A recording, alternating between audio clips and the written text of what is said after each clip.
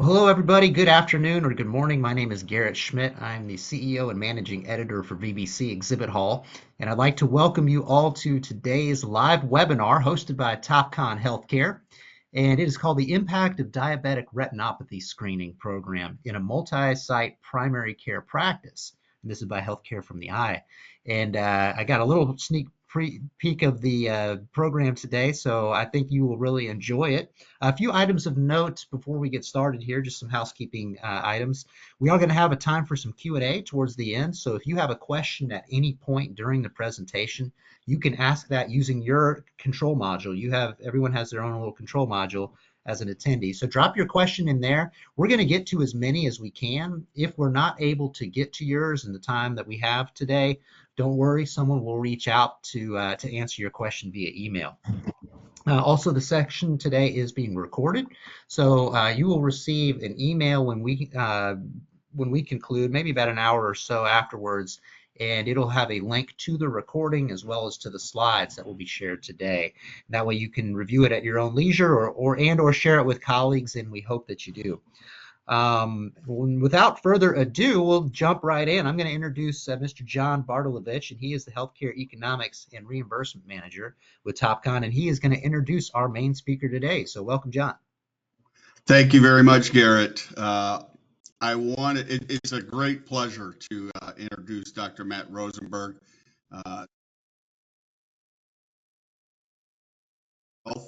I've had the pleasure of working on this project and doing another webinar with Dr. Rosenberg. And with that, I will turn it over to you, Dr. Rosenberg, and you can tell us a little more about yourself and the pilot. That's great. John, thank you so much. And Garrett, thank you for inviting us as well. And John, it has been a process, hasn't it? I think Yes, it has. It's been 13 months ago we started this project. And it was all because you were across the way from a latte stand, wasn't it? Yes, it was. And I'll explain that in just a second. But really, that's how this all started. Um, so, and John, I'm sorry, just so the audience know, I'm going to ask John to be in control of the slide since that's the way the system works. But, what I want to describe today is what we've been working on in our office, actually a couple of offices, in regards to improving retinal screening in the primary care setting in diabetic patients. So this is a little about me. I am the managing and founding partner of Mid-Michigan Health Centers in Jackson, Michigan. I am currently also the chief medical officer for Wolvano, which is a large ACO based out of Nashville. I've been working in clinical medicine for 30 years. I spend 99% of my time seeing patients. My role as a CMO is clinical. It really is to help them associate things clinically, but I'm seeing patients all the time. I have been involved in research, kind of from a very strange angle. My life started as a urologist, believe it or not. And then I switched into primary care. And since that time, I do a lot of research in urologic disease, but I've branched into other disease states, this being one of them. And what what I've become specialized in, if I can say that, is really in the processes of how we do things in an office. And, for those of us in primary care, which I think is most of the audience here, we're busy. We're understaffed. We don't have enough doctors. We don't have enough mid-levels, and we have way too many patients, which is good that we can help people out, but something's got to change, and we have to streamline the process. And that's what really we're talking about today. John, next slide, please. So let's talk about why we're here today. And actually, it goes back to my latte interaction with John. In my role as CMO, I look at quality gaps amongst our entire system and what can we do to improve these things. Is there a process that we can do? And one of the gaps that we have is in with diabetics and retinal screening. It's tough. It's very hard, and there are a lot of reasons for that, right? When we look at this, it's when they say fewer than 50% of Americans with diabetics receive annual eye exams. I've seen much lower numbers than that, and even in our group, and we're very tuned into this, we're about 45%. So the question is why, and does it make a difference? Now, we know when we screen people, a lot of them already have diabetic retinopathy, which means they're already late to the game, and 5% have these advanced vision threatening complications. Again, we're too late to the game. And we know that if we treat these patients early, that we can vision loss is preventable, and it's very costly at the end. So, not only is it good health care to catch these patients early, but it's actually economically beneficial to catch these patients early. And that's what I was looking at and my role both as a managing partner of a practice and my CMO spot. What are the barriers with this? Well, there are a lot of barriers. When we look at this, I mean, limited access to care, we know that with, a lot of patients can't get to the doctor, and, the economic disparities, gaps in patient awareness and things like that, that we look at those as potential problems. I was actually looking at it a little differently. If we have the patient in the office, why are we not doing it? Right? I mean, getting the patient in the office is a problem, but getting them to get this done is harder. And we actually had a retinal screening program. I was using a handheld device in my office. The problem is it was very difficult to use. And I was failing at getting patients to the optometrist and the ophthalmologist, either because of the wait or the cost. And even in the patients I was getting sent over there, I wasn't getting the information back. So my gaps are pretty big. Next slide, John. All right. So when we look at the challenges, as we kind of summarize what we just spoke about, how do we do this? What's we talk about manual processes. Well, that's if we're referring out. We don't need equipment if we're referring out. On the other hand, if we were keeping it in, it was stuff that we don't do. We're not ophthalmologists or optometrists. With the idea of internalizing this in a primary care setting, and remember, I was using a handheld device that we would then take a picture of the patient's the retina and then send it off to a specialist to review. It was very disruptive to the workflow, a delay in reporting from that, or as I said before, for the optometrist or the ophthalmologist. It was hard with the handheld to get my staff to do it. The training demands were just too high, and certainly I can't do anything more than that. And then additional screening challenges include this difficulty tracking patients, referrals being sent, but reports not being sent to us. So we have this massive inconsistency in gap care closure. And so it's unfortunate, it's low, but even when we do it, we don't get it back. So that's a problem. So next slide, please. All right, so this now brings us back to the latte. So I was reading in a journal about the new AI advances in healthcare, and one of the topics was in retinal screening. And I remember looking at this article, a stack of articles that day. I'm like, this is really interesting. I want to learn more about this. But I put it on my to-do list, and my to-do list was quite long. And as it was last year, I was giving a presentation at the ACP in Boston, and there was a latte stand on the way to the lecture hall. So I stopped and got a latte. And I turned around, and there's the Topcon booth, and there's John, and standing there with his John Liu and two Johns. And I'm looking at this saying, wait a minute, I've read about this thing. This is really interesting. I said, is this available? They go, absolutely. I said, I'm too busy right now, but I'm going to call you. So I did call both of them a couple days later. I think they kind of surprised them because somebody from an exhibit actually called. I said, tell me about this a little more. And they told me, it's an in-office procedure or in-office device. They're looking at it at that time for specialists, which is really interesting.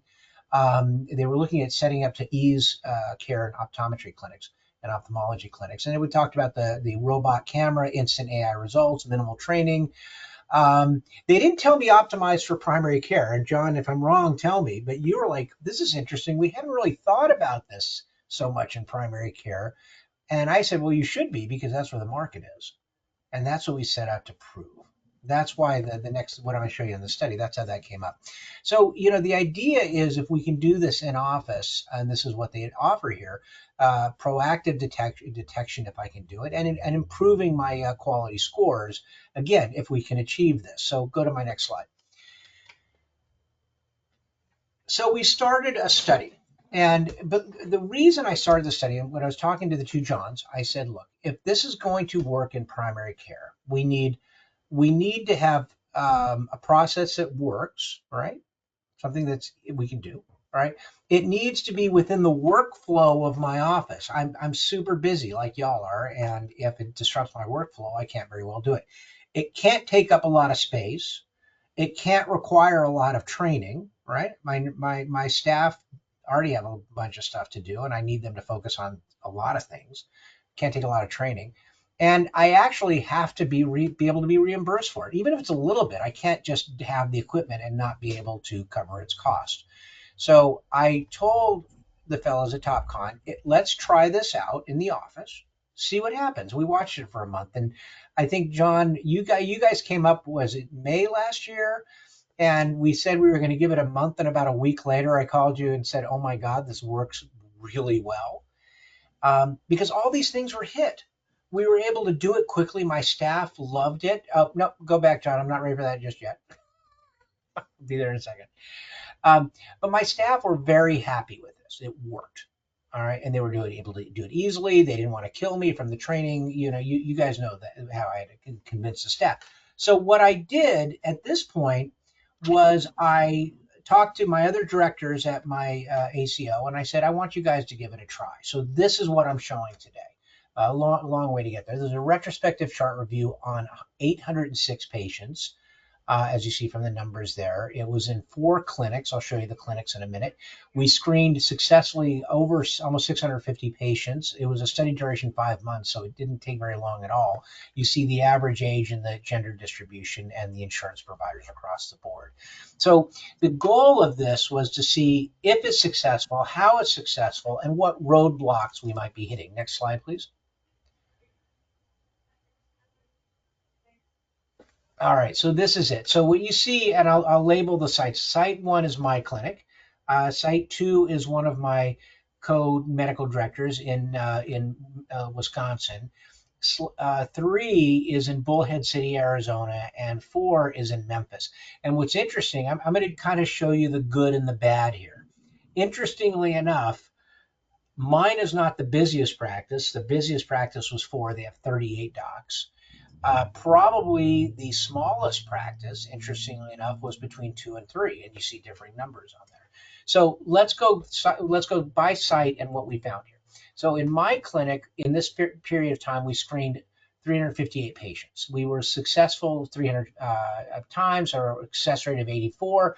We found 46 patients who need to be referred, and that equates to our 15%. So these are patients who had a problem, obviously, that they would benefit for them seeing a specialist. When we look at site 2, this is now my Wisconsin practice, 352 patients, a success rate of 78 with a referral rate of 24.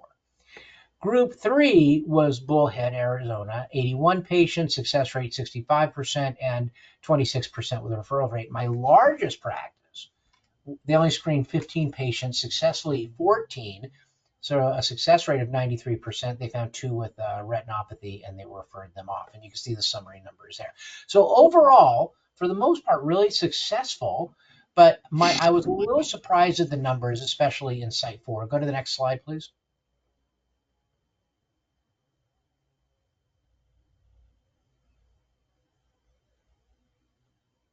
There we go.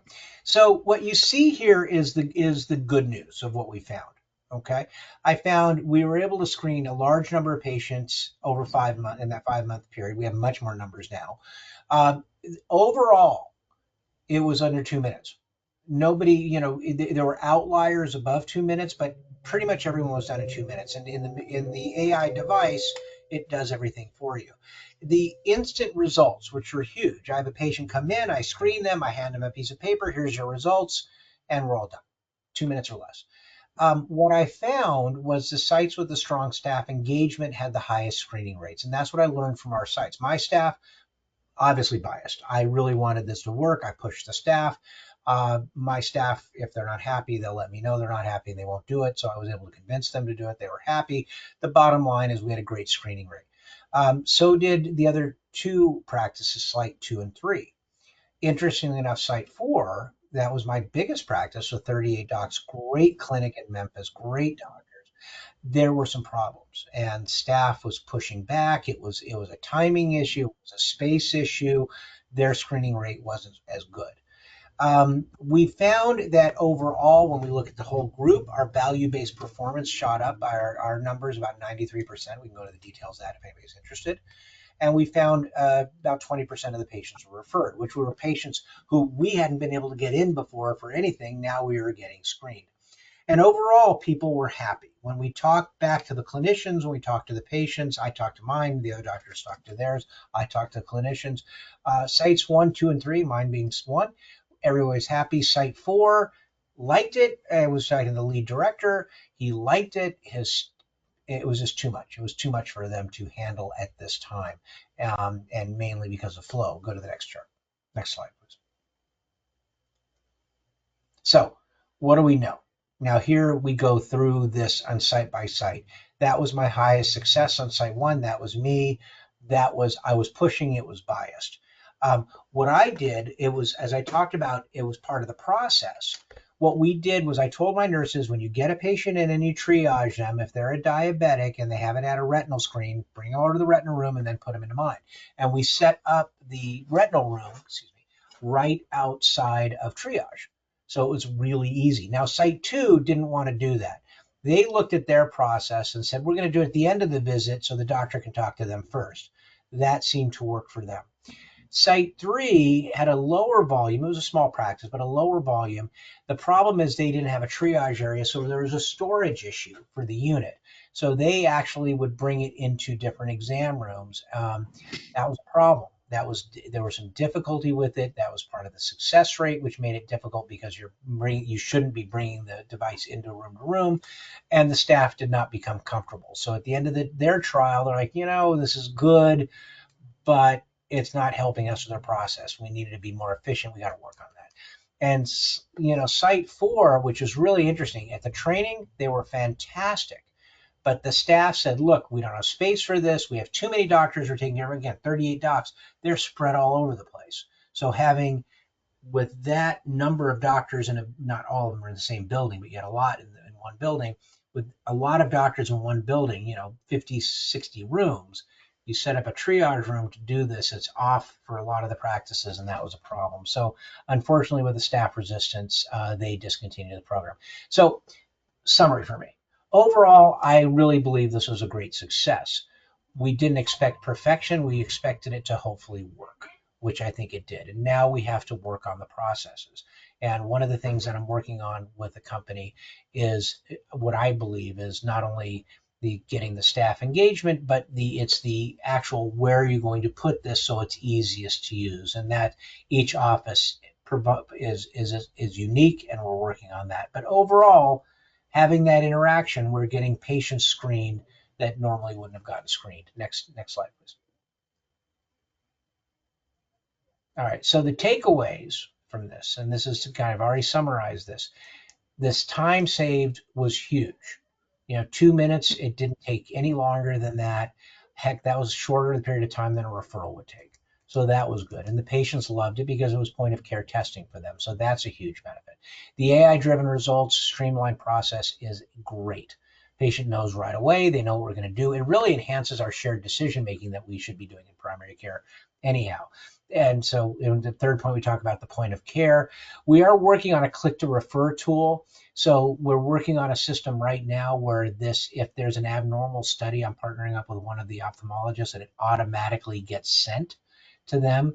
And that would be very easy. That's something that will be happening. So it's something we can look forward to. So there's no excessive or extra manual process to say, here's the abnormal exam and here's the ophthalmologist, bring it over to them, because we're already sending it over there.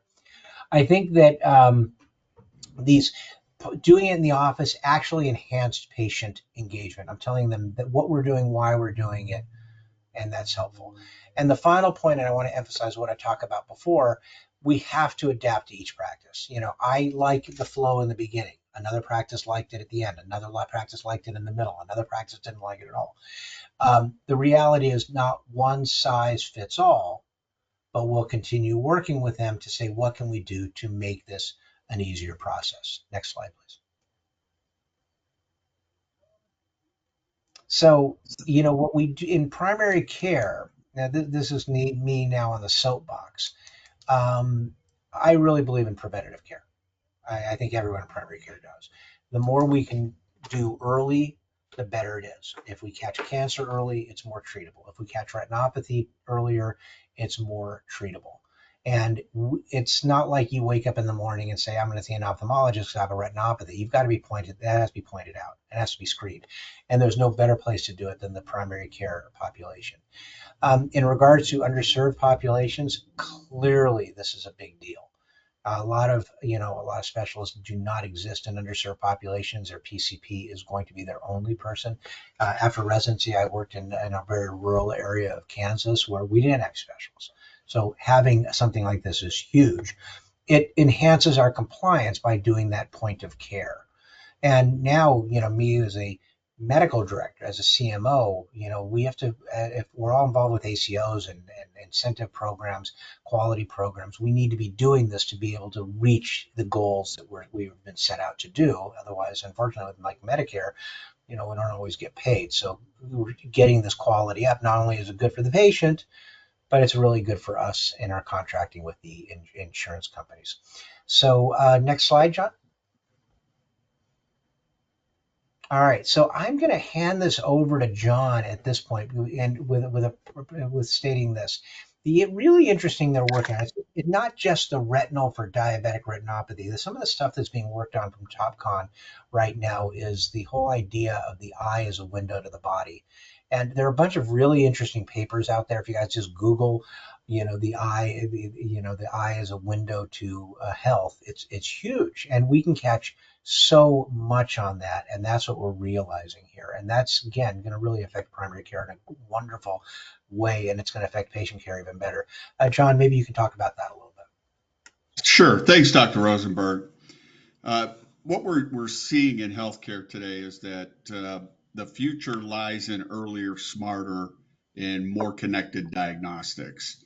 And the eye offers a powerful example of that. With the simple 2-minute retinal scan, we can get a view into the whole body health, revealing insights into metabolic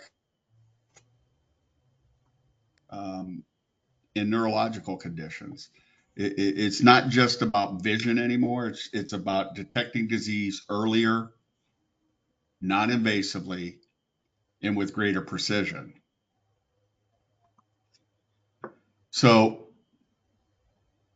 the eye does offer, the microvasculature of the eye does offer insights real time into health.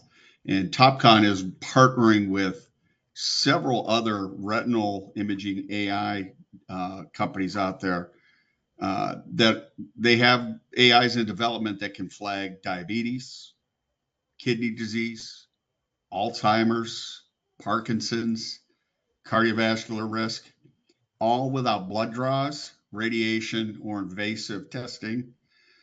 What once required multiple tests or multiple visits with specialists can now begin with just simple images of your eyes.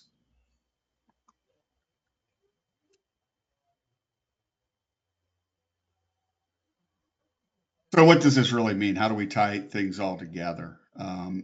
We're really working to break down the silos between specialists and primary care.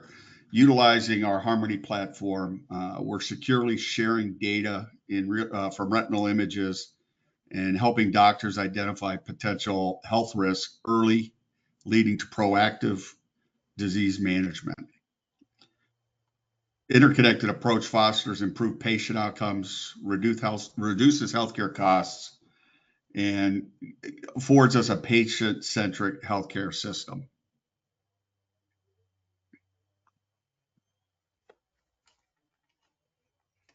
So, and Dr. Rosenberg, feel free to jump in. These are some of the things we learned, TopCon as a company, working in our pilot.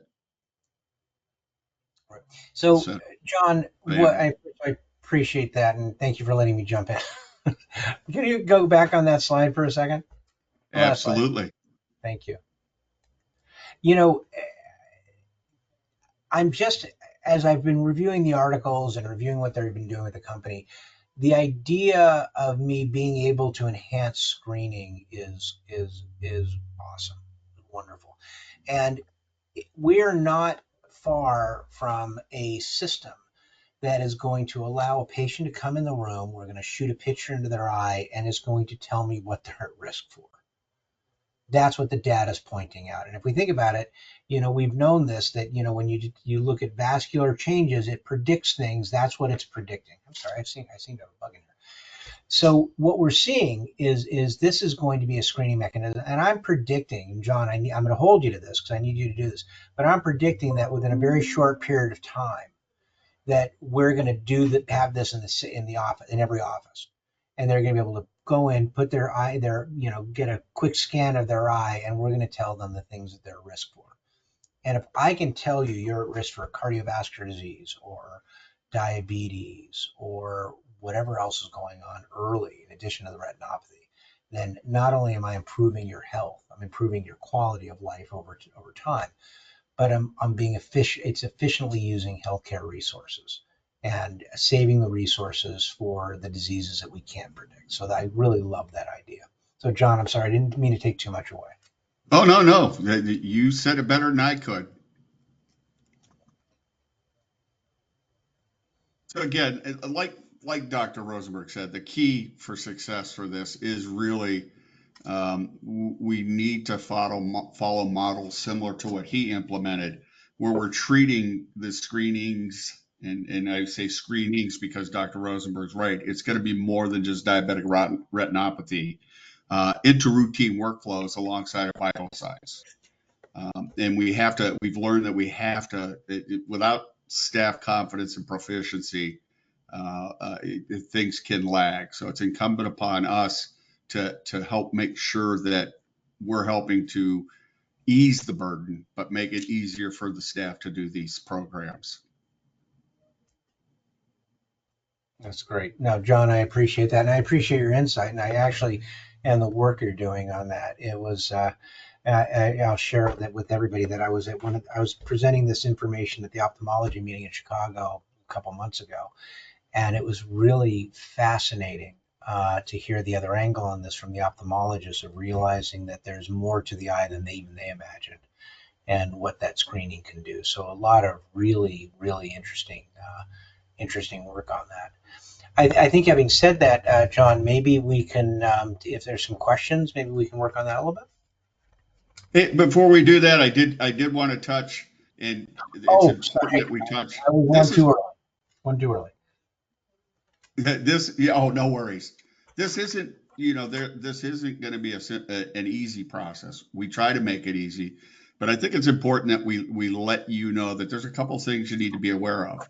And Dr. Rosenberg was very, he touched on a lot of these, especially the primary care providers and their staff, and staffing and paperwork fatigue. And we are working more to try to, with workflows, to try to help eliminate that.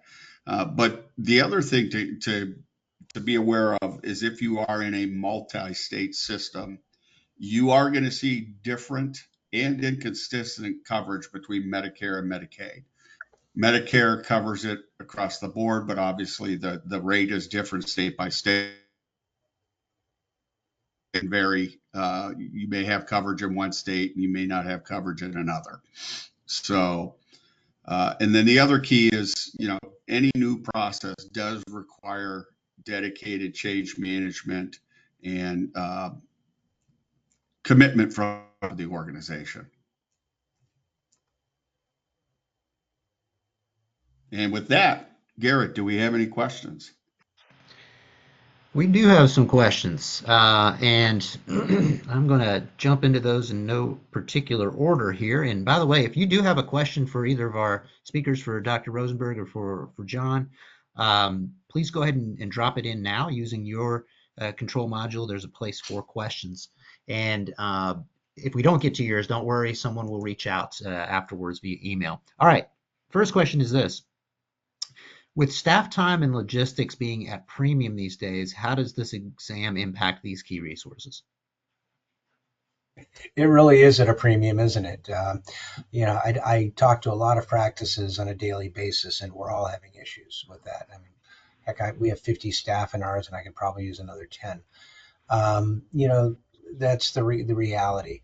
That's why I couldn't add something on that was going to take a lot of time. What was interesting, I talked before I was using the handheld camera for retinal screening because years ago I knew this was a big deal.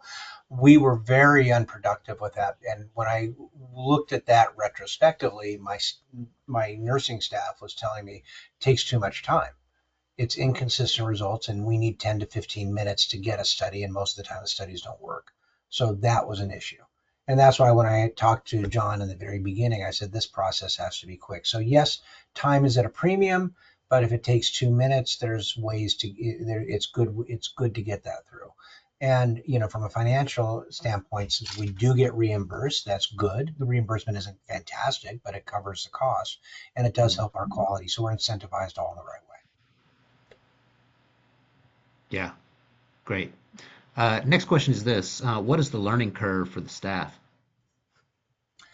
What I should do is probably pull one of my staff out of another room and ask them. Seriously, we came up and they basically 15, 20 minutes, they're done. It's so Hmm. automated with that it's very, very easy with that. So the learning curve, John, you'd spend, I think, about an hour with each staff member, but they were grasping it very quickly. So the learning curve is not huge.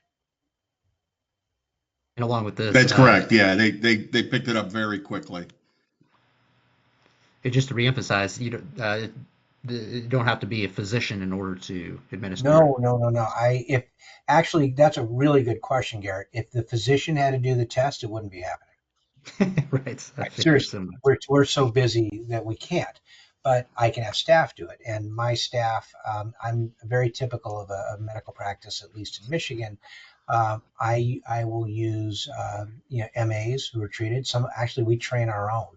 We find that most efficient. So patients with or staff with very limited initial education. I mean, the MAs obviously have a lot, but we can teach them on this very quickly. Very good. All right, next question here is if you're going to be referring the patient to eye care anyway, why do this at the point of care? You're not referring them anyway. You're only referring them if there's a retinopathy. If it's a normal exam, I'm sorry, I must not have stated that as well as I could have. If it's a normal exam, they're done. And the AI will come up and say risk or no risk. And if it's no risk, I'm done and I'll check it again in a year or so. Okay, good to know. So it's That's good. saving the referrals. And that's what really, I'll tell you, that's a big deal in value-based care. I mean, I think most of our audience here knows value-based care, where we're basically giving, Medicare says, here's a bucket. What you can spend on the patients fits in this bucket. If you spend too much, it's a problem. Um, the nice thing is it reimburses about $30 to $40 for the test. You Mhm. guys tell me what a consult costs. It's a lot more than that. So if we send somebody to the specialist for a read, that is more expensive. So we've cut down. If we only do 20% referrals, we're saving a lot of money just on that. Yeah, for sure. Time is money. All right, next question is this: does this screening provide a diagnosis? Yes. Well, it your diagnosis to get you into the test is diabetes. A Okay. normal test is clear, so there's no diagnosis. An abnormal test comes down as retinopathy, which is a diagnosis. And for the person who asks the questions, there's an interesting thing on this because our world, at least in ACOs, one of the terms that we use are RAF scores, risk scores. Mm. And the higher the RAF score, the sicker Medicare thinks the patient is, and the more we get reimbursed, goes into our value-based bucket, right? Well, you enhance your RAF score with a retinopathy. So, and that's, I mean, it's good to be able to put in the code what the patient has with that. So that is a big deal, and that does help. So we do get a diagnosis when it says anything above zero. So if it says yes, there's a mild amount of retinopathy, boom, you get a diagnosis. And again, that's why it's key that the patient be referred for confirmation from a specialist. Yeah, yeah, it's being confirmed, but it's enough in that initial, then we carry the diagnosis. Absolutely. Gotcha. All right. Next question here is, does this replace the eye exam done in an eye care provider's office? No, no, this is actually not as comprehensive as what they're going to do. This is purely for retinal evaluation. It's not going to do anything else. So, as we know, for the question, for example, when you do a Medicare well check, and that may be what the person's asking about, we're still recommending an eye check on a patient either every year or every other year, depending on pathology. And this does not replace that. Right. This is only looking at diabetic retinopathy at the present time.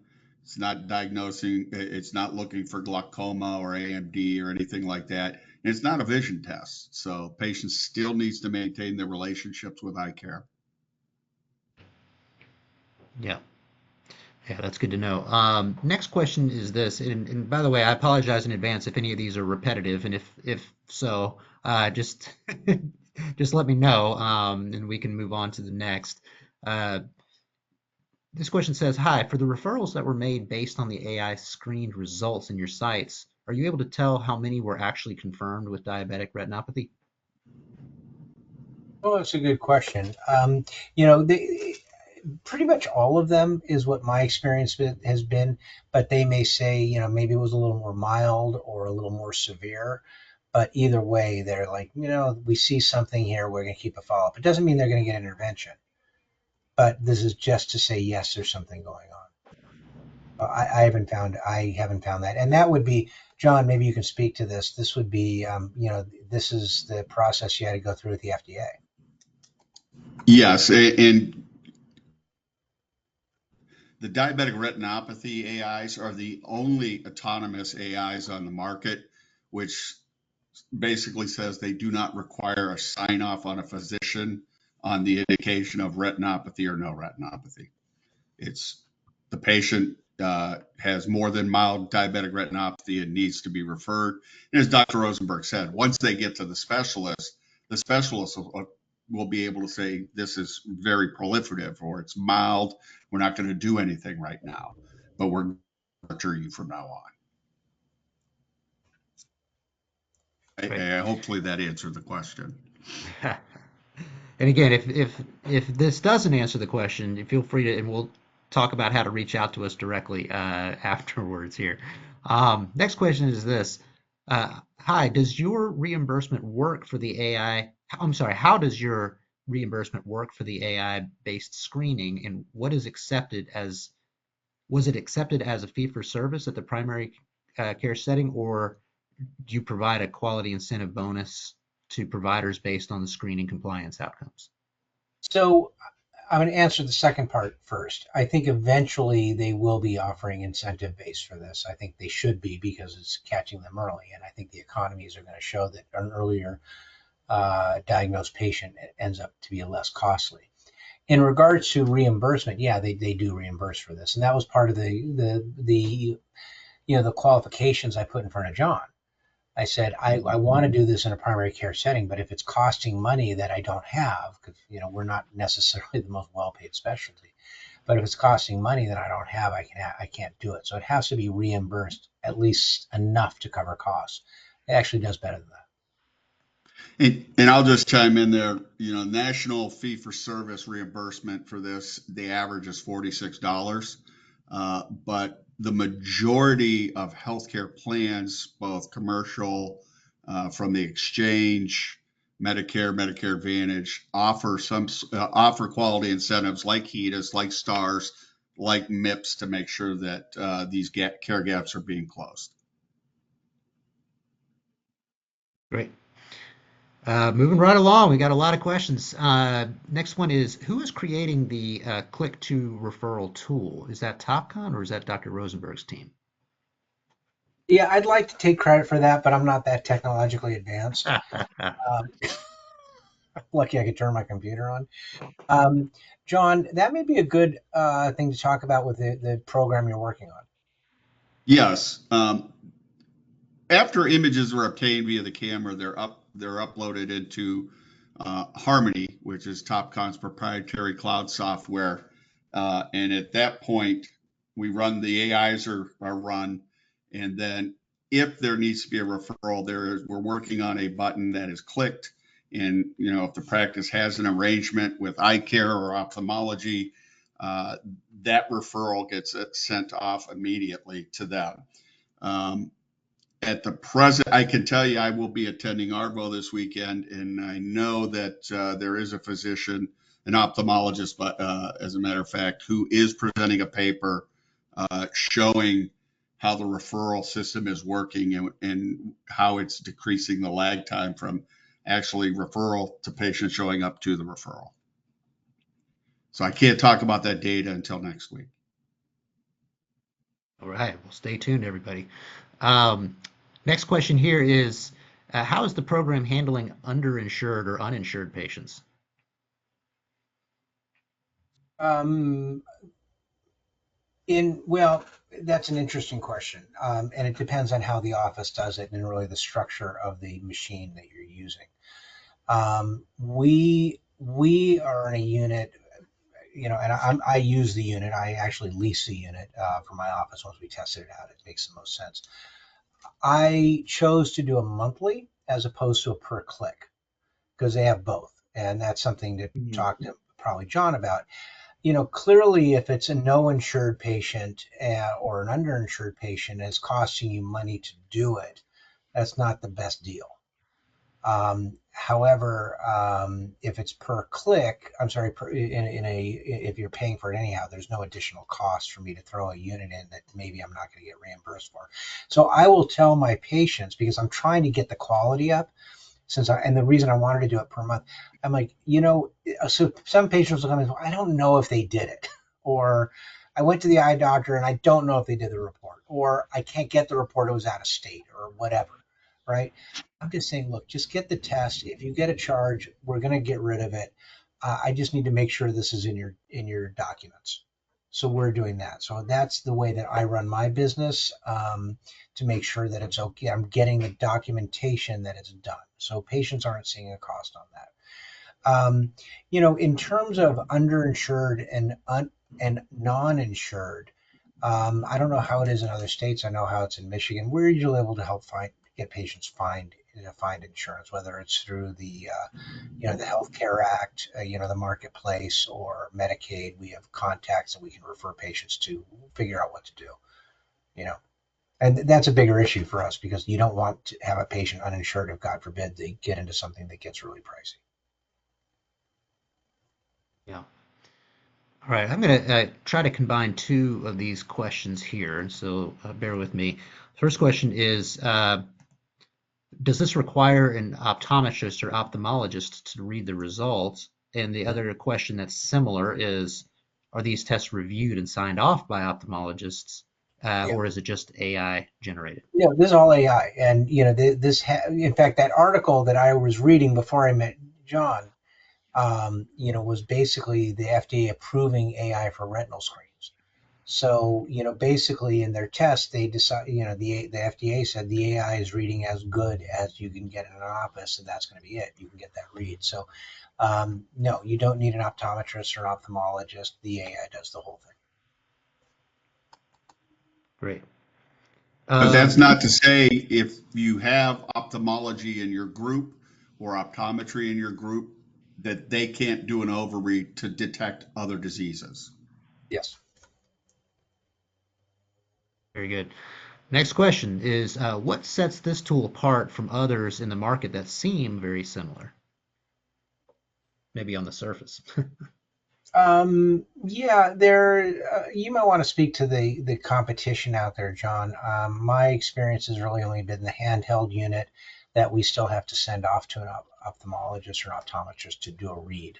So, in terms of AI, there are a couple different software companies for AI, but that's really where it differs, and they're all held to the same standard.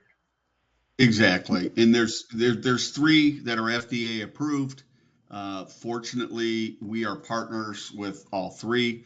Their AIs work on our cameras, and it really there's various varying degrees. There's one that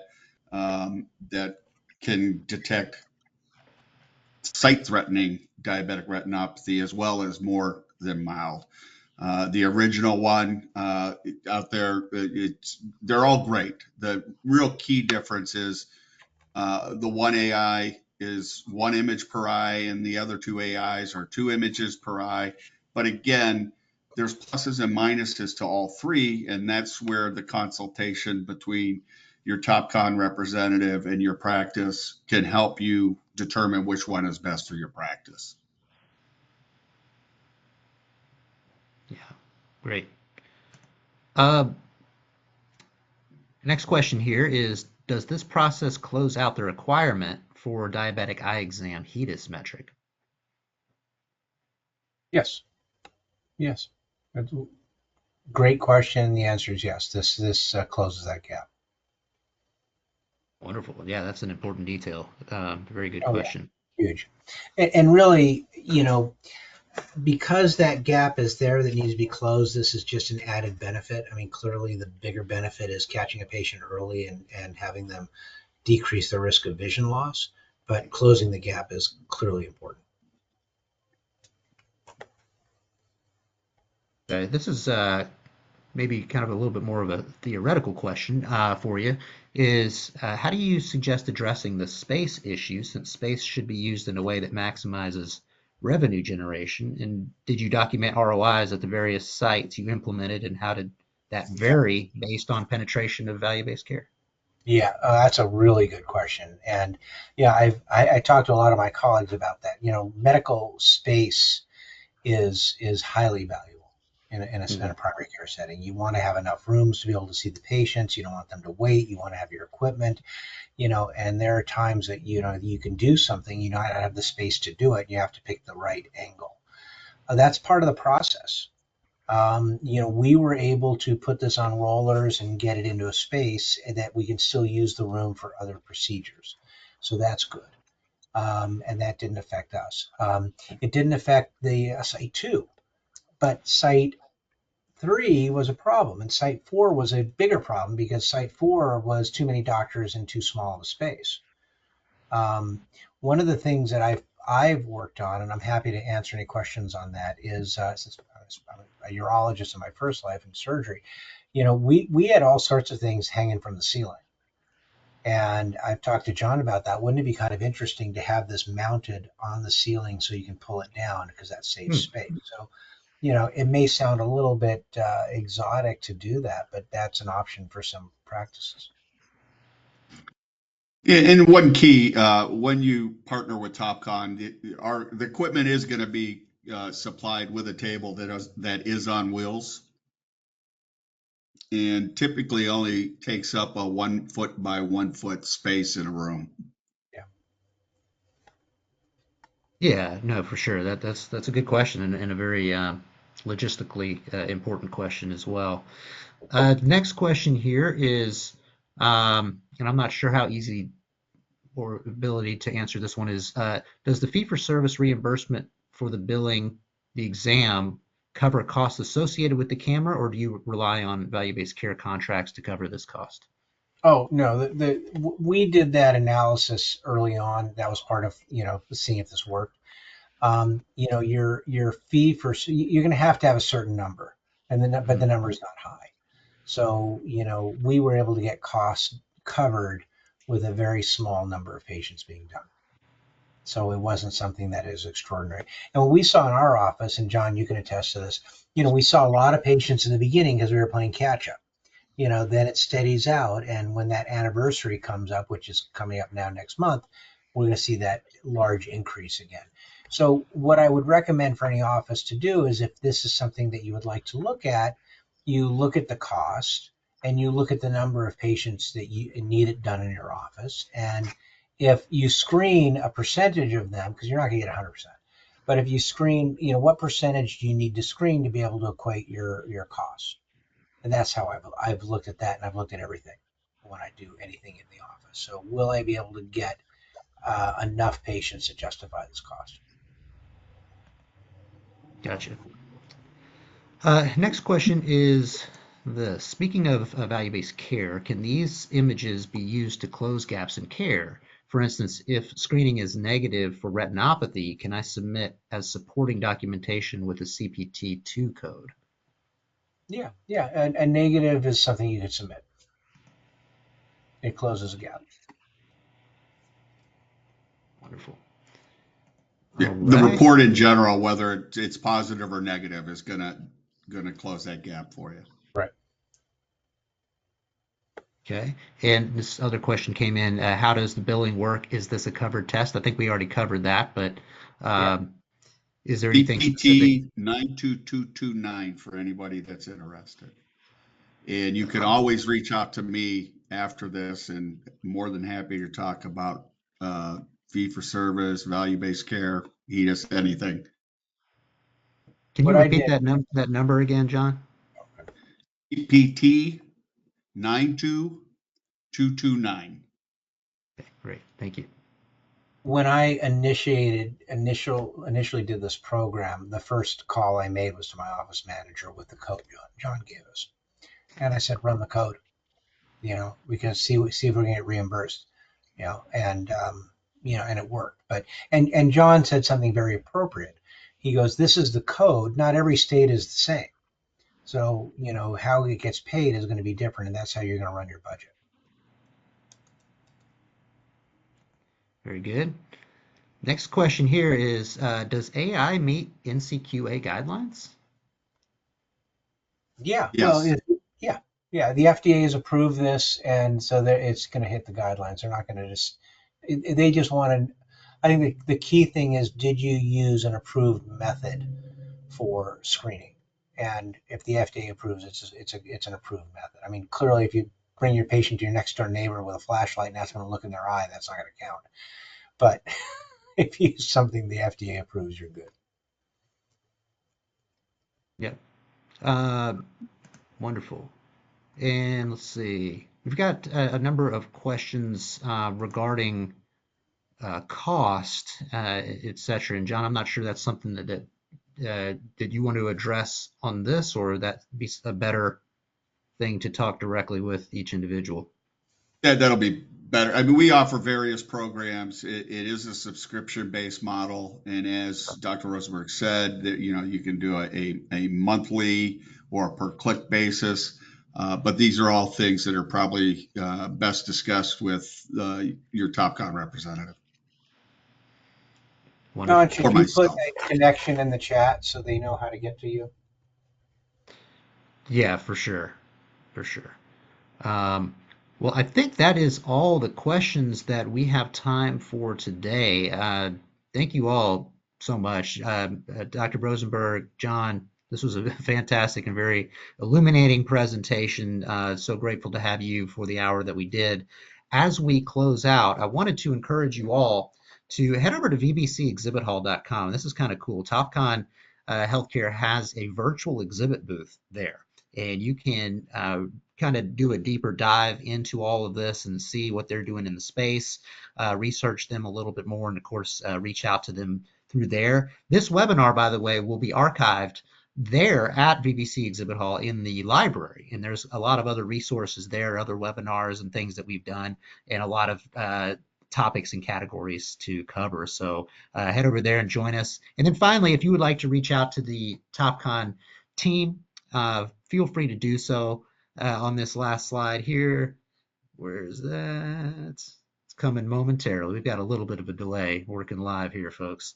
But it is included in all of this is included, by the way, in the deck that we're going to be sending out a link. When we conclude here, you will receive an email that will have a link to the recording as well as to the slides. And so that way you can review them and share them with colleagues and clients and whoever, and we hope that you do. But thank you again, Dr. Rosenberg. Thank you, John, for joining us today, and hope you join us on the next one. Have a great rest of your week. Bye-bye now. Thank you, everybody. Thanks for attending.